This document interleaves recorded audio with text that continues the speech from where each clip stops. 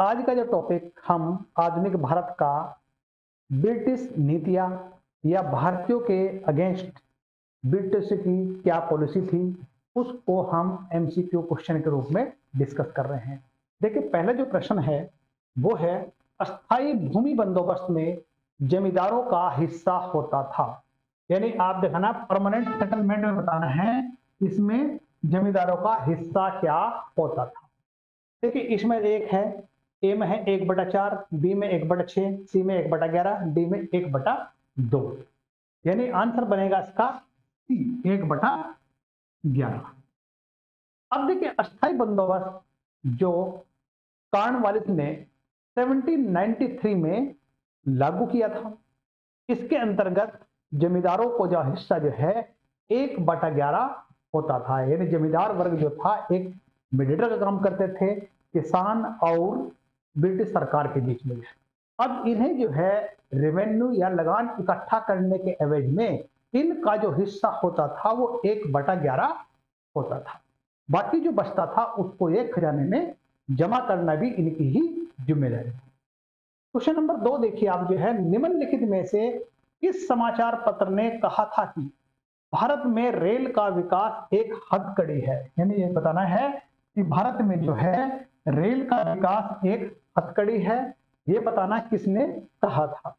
ए सहचर, B दैनिक ओ समाचार चंद्रिका, सी मधोव्रत, D Indu Prakash. देखिए, इसमें आंसर बनेगा सहचर। देखिए, सहचर ने जो है ये कहा था कि मतलब जो है सहचर समाचार ने ये कहा था कि भारत में जो है रेल का विकास एक हथकड़ी है। तो आंसर बना हमारा क्या, ये बन गया हमारा ए। नेक्स्ट, निम्नलिखित में से कौन लॉर्ड कॉर्नवालिस के न्यायिक सुधारों में उसका सलाहकार था। अब ये बताना है लॉर्ड कॉर्नवालिस के न्यायिक कार्यों में उसका सलाहकार कौन था। A John North Duncan, B Charles Grant, C James Grant, D Sir William Jones. Answer बनेगा इसका डी, सर विलियम जोन्स। यानी कि सर विलियम जोन्स जो था लॉर्ड कॉर्नवालिस के न्यायिक कार्यों में उसका सलाहकार होता था। मतलब समझिए एक तरह से जो हमारे उस समय के तत्कालीन गवर्नर जनरल लॉर्ड कॉर्नवालिस ने 1786 ईस्वी में न्यायिक व्यवस्था में सुधार किए और इस सुधार जो है 1793 में कॉर्नवालिस संहिता भी कहा जाता है। इसके अंतर्गत सख्तियों के पृथक्करण के सिद्धांत पर अपनाया गया था। यानी कि ये सुधार जो थे सख्ती के पृथक्करण के सिद्धांत पर आधारित थे। वहीं पर इसने जो है इस आधार पर ही न्यायिक व्यवस्था का स्थापना की और सर विलियम जोन्स द्वारा जो है कॉर्नवालिस के न्यायिक व्यवस्था सुधारों में सर्वाधिक सहायता की और यह कॉर्नवालिस के न्यायिक सुधारों का सलाहकार भी था तथा उसकी राजस्व व्यवस्था से संबंधित सुधारों में परामर्शदाता के रूप में सर जॉन शोर और चार्ल्स ग्रांट भी थे। देखिए, इसका आंसर बना हमारा, देखिए वो बन जाता हमारा डी, आंसर बन जाता है इसमें। देखिए नेक्स्ट क्वेश्चन देखिए आपका जो है,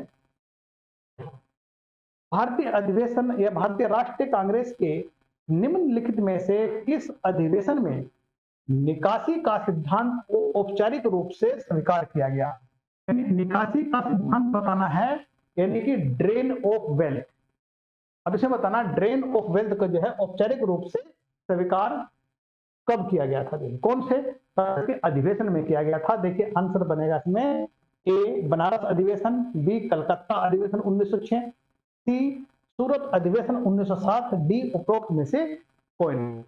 देखिए आंसर बनेगा इसका सूरत अधिवेशन 1907 में जो है 1907 में जो है ड्रेन ऑफ वेल्थ की औपचारिक रूप से स्वीकार किया था, जिस समय सूरत विभाजन था। और सूरत में देखिए जो है एक तरह से मतलब जो है यहाँ पर जो है कांग्रेस का प्रथम विभाजन भी कहते हैं, इसको सूरत विभाजन भी कहते हैं, जिसमें जो है कांग्रेस दो पार्टों में बट गया था, गरम दल और नरम दल। और क्योंकि जो है नरम दल संख्या में ज्यादा था, उन्होंने जो है कांग्रेस से गरम दल को निष्कासित कर दिया था। इसमें देखिए आंसर बना हमारा सी, सूरत अधिवेशन। नेक्स्ट,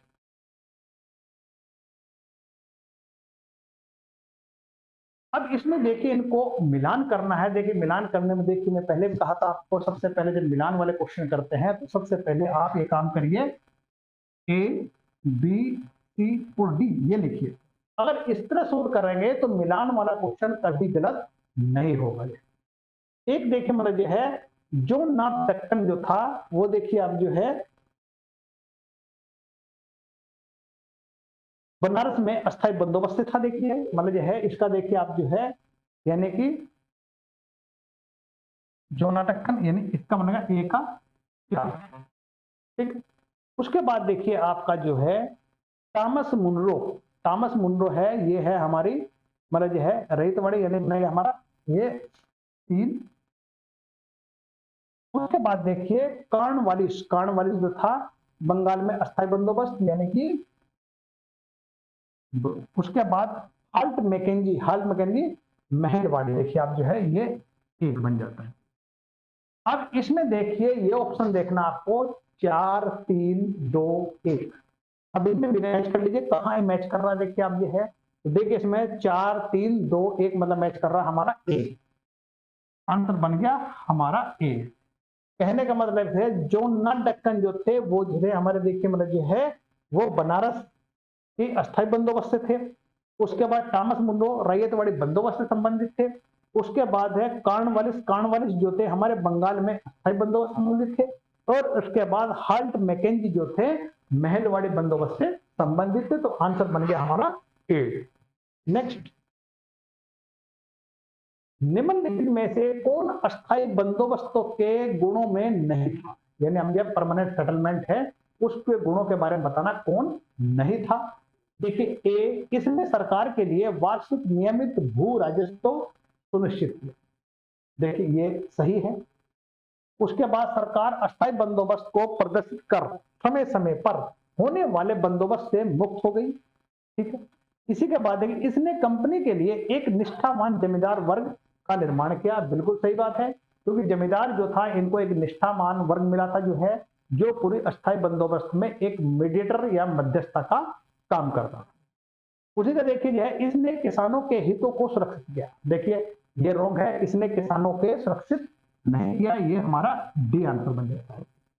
देखिए ब्रिटिश सरकार ने जितनी भी पॉलिसी हमारे यहाँ लागू की है उनका दो ही उद्देश्य था, एक तो किसान की स्थिति में सुधार होना चाहिए और हमारी इनकम ठीक ठाक होनी चाहिए।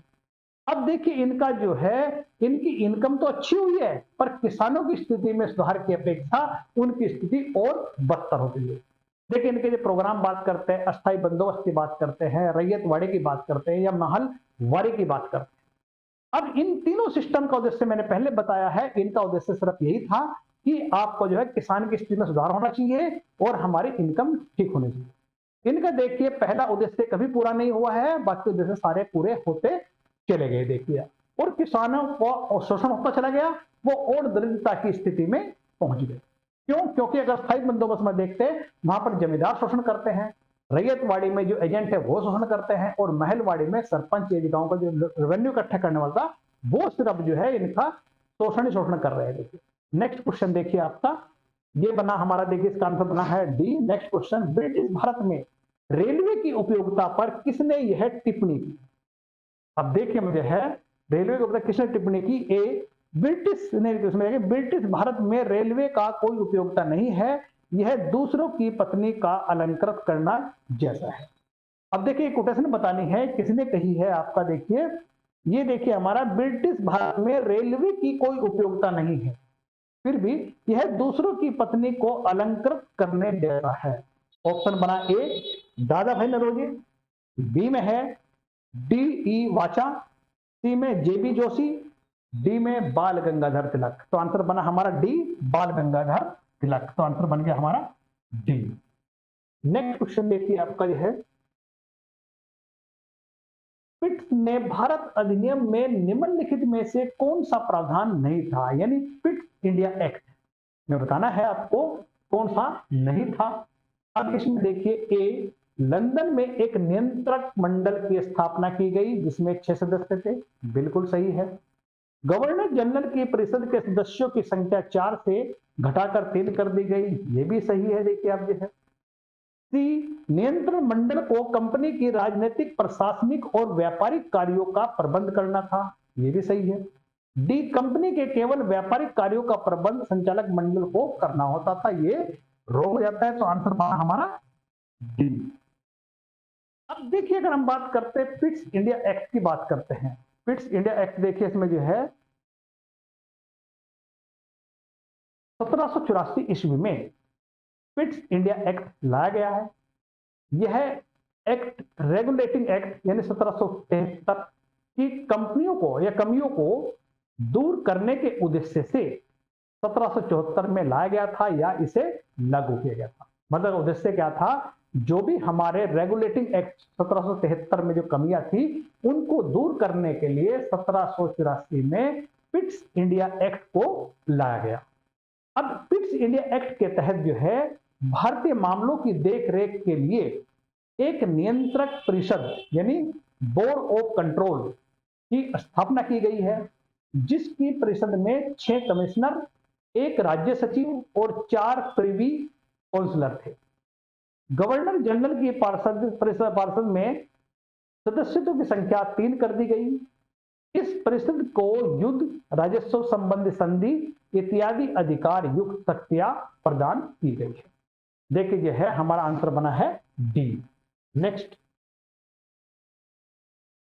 भारतीय संपत्ति की इंग्लैंड में निकासी को अपने किस लेख में दादा भाई नौरोजी ने प्रथम बार प्रस्तुत किया? यानी कि मतलब बताना है कि इंग्लैंड के में जो है जो ड्रेन ऑफ वेल्थ था उसकी निकासी का किस पत्र में प्रदर्शित किया या प्रस्तुत किया। देखिए, आंसर बनेगा हमारा A, the wants and means of India on the commerce of India, England डेब्ट टू इंडिया, उपरोक्त में से कोई नहीं। देखिए, आंसर बनेगा इंग्लैंड डेब्ट टू इंडिया यानी सी आंसर। अब इंग्लैंड डेब्ट टू इंडिया में निकासी को अपने लेख में दादा भाई नौरोजी ने प्रथम बार प्रस्तुत किया। अब देखिए, अगर हम बात करते हैं मतलब जो है लंदन में आयोजित ईस्ट इंडिया एसोसिएशन की बैठक में 2 मई 1867 ईस्वी में दादा भाई नौरोजी ने अपने एक लेख पेपर में भारत में धन के निकासी की चर्चा की थी जो है। तो क्या था? इंग्लैंड डेब्ट टू इंडिया। आंसर बना हमारा सी। नेक्स्ट क्वेश्चन, आर्थिक बहाव के सिद्धांत यानी ड्रेन ऑफ वेल्थ, आर्थिक बहाव का सिद्धांत जो है इसकी बात सर्वप्रथम किसने की? अभी जो आंसर आप पहले क्वेश्चन में आंसर निकल गया इसका, तो देखिए आप जो है गोपाल कृष्ण गोखले, मोहम्मद अली जिन्ना, दादा भाई नौरोजी। तो आंसर बन गया इसका सी, दादा भाई नौरोजी। अब देखिए, दादा भाई नौरोजी ने सर्वप्रथम अगर हम बात करते हैं अपनी पुस्तक India poverty and un British rule in India में अंग्रेजों द्वारा भारतीय संपत्ति या धन को ब्रिटेन में ले जाने की बात कही है। Grand old man of India दादा भाई नौरोजी यानी ग्रैंड ओल्ड मैन इसे कहा गया दादा भाई नौरोजी को। ये बहुत बार क्वेश्चन आया है कि ग्रैंड ओल्ड मैन ऑफ किसे कहा गया है इंडिया। मतलब देखिए जो है तो वो दादा भाई नौरोजी भारतीय धन का आबाद गति से ब्रिटेन की ओर प्रवाह तथा इसके बदले में भारतीयों को कुछ नहीं प्राप्त होने की चर्चा से भारतीय राष्ट्रवादियों और अर्थशास्त्रियों ने आर्थिक बहाव के सिद्धांत को धन निकासी की संज्ञा दी यानी ड्रेन ऑफ वेल्थ की संज्ञा दी। आंसर बना इसमें हमारा। Next, British east India company के सेवकों के कार्यकारी तथा न्यायिक अधिकारी सर्वप्रथम किसके समय में अलग अलग थे? यानी देखना आपको जो है ब्रिटिश ईस्ट इंडिया कंपनी के सेवक और कार्यकारी तथा न्यायिक अधिकारी सर्वप्रथम किस समय अलग अलग किए गए थे। देखिए, अब देखिए इसमें ऑप्शन है हमारा Warren Hastings, Lord Cornwallis, William Bentinck, Lord Dalhousie. देखिए आंसर बनेगा इसमें जो है हमारा वारेन हेस्टिंग के समय। वारेन हेस्टिंग के समय क्या किया था? कंपनी के सेवकों के कार्यकारी तथा न्यायिक अधिकारियों के अलग अलग कर दिया गया था, कार्य अलग बता दिए गए थे। यानी कि मतलब जो है नेक्स्ट क्वेश्चन दे, इसका आंसर बना हमारा ए। नेक्स्ट देखिए हमारा निम्नलिखित देशों में से किसने भारतीय कपड़ों के आयात पर रोक नहीं लगाई या भारी चुंगी लगाई? देखिए आप, इसमें देखिए आप जो स्पेन, इटली, फ्रांस, हॉलैंड। देखिए हॉलैंड ऐसा था जिसने देखिए भारतीय कपड़ों के आयात पर रोक नहीं लगाई, बल्कि इसने भारी चुंगी लगा दी। तो आंसर बना हमारा डी। नेक्स्ट, सूती कपड़े के उत्पादन पर आयात कर घटाने के लॉर्ड लिट्टन के निर्णय से निम्नलिखित में से किसे लाभ मिला? देखिए इसका आंसर बनेगा हमारा जो है ए, ब्रिटिश उद्योग को, भारतीय उद्योग को, भारत सरकार को, या भारत की जनता को। यानी कहने वाला सूती कपड़े के उत्पादन पर आयात कर घटाने के लॉर्ड लिट्टन के निर्णय से किसको है? ब्रिटिश उद्योग को फायदा। आंसर बना हमारा ए। नेक्स्ट, निम्नलिखित में से कौन सा कथन बड़ा विवाह अधिनियम के विषय में सही नहीं है? देखिए आपको जो है विवाह अधिनियम के बारे में बताना जो हमारा सही इसके अंतर्गत नहीं बनता है। देखिए आपका जो है ए, इसमें बाल विवाह को गैर कानूनी बना दिया गया। बी, इसने अंतरजातीय विवाह को मंजूरी दी गई है। इसने विधवा विवाह को मंजूरी दी है। इसने बहु विवाह पर रोक नहीं लगाई है। देखिए आंसर जो है आपका डी है। देखिए अगर हम बात करते हैं विवाह अधिनियम में बाल विवाह को गैर कानूनी बना दिया, बिल्कुल सही है। उसके बाद अंतरजातीय विवाह को मंजूरी दी, ये भी सही है। उसने विधवा विवाह को मंजूरी दी, ये भी सही है। पर उसने बाल विवाह को रोक नहीं लगाई है, ये रोंग है। आंसर बना हमारा डी। अब देखिए महाराज, आदि ब्रह्म समाज के संस्थापक केशव चंद्र सेन थे। ब्रह्म विवाह अधिनियम के जो प्रणेता है, यानी 1865 की बात हो रही है, केशव चंद्र सेन ने ब्रह्म समाज की स्थापना करके विद्या का प्रसार, स्त्रियों की मुक्ति, सस्ते साहित्य का विवरण और वितरण, मद्य निषेध इत्यादि कार्यों को इस संस्था का प्रमुख उद्देश्य बनाया। और इनके द्वारा ही मैंने देखिए आप जो है लाए गए ब्रह्म विवाह अधिनियम के तहत वर और कन्या के बालिग होने पर विवाह का विधान की व्यवस्था की गई थी। इसके द्वारा विधवा विवाह का प्रचलन, पर्दा प्रथा को हटाने की बात की गई है। वहीं पर बहु विवाह पर रोक लगाई गई, अंतरजातीय विवाहों का समर्थन किया गया। यानी इस तरह के कानूनों का निर्माण किया है। तो आंसर बना हमारा देखिए इसका डी। नेक्स्ट क्वेश्चन देखिए आपका जो है 1793 में अस्थायी भूमि व्यवस्था द्वारा भूस्वामियों को मिला, यानी इसमें बताना देखिए आपको जो है इसमें क्या मिला। देखिए आप जो है व्यक्तिगत रूप से किसानों को, जमींदारों को, ग्राम पंचायतों को या राज्यों को। यानी कहने में 1793 में अस्थायी बंदोबस्त व्यवस्था के द्वारा भूस्वामित्व, मैंने पहले भी कहा था, आपको पहले भी समझाया है कि अस्थायी बंदोबस्त में ब्रिटिश सरकार और किसानों के बीच का एक मध्यस्थ जो है जिसको भूस्वामित्व का अधिकार था वो जमींदार आगे। तो आंसर बना देखिए हमारा इसमें जमींदार, यानी बी आंसर बन जाता है। अब देखिए जो है इसको पहले डिस्कस कर चुका हूं मैं, एक बार फिर आपको बताना चाह रहा हूं। देखिए आप जो है लॉर्ड कॉर्नवालिस ने अस्थायी भूमि कर व्यवस्था के अंतर्गत जमींदारों को अपने क्षेत्र की भूमियों का स्वामित्व दे दिया गया और 22 मार्च 1793 में इसे अस्थायी बंदोबस्त के रूप में स्थापित करके जमींदारों के भूमि कर 1 मई 1793 को कॉर्नवालिस कोड के नियमों के तहत निर्धारित कर दिया गया। जमींदार को भूमि की लगान में 10/11 या 89% 9/10 भाग कंपनी को देना पड़ता था। वहीं पर 1/9 भाग यानी कि जो है अपनी सेवाओं के लिए इसको दिया जाता था। तो देखिए आंसर बना हमारा बी। देखिए इसमें इतने ही कुछ हैं क्वेश्चन थे, आपका वाक्य नेक्स्ट क्लास में फिर डिस्कस करेंगे।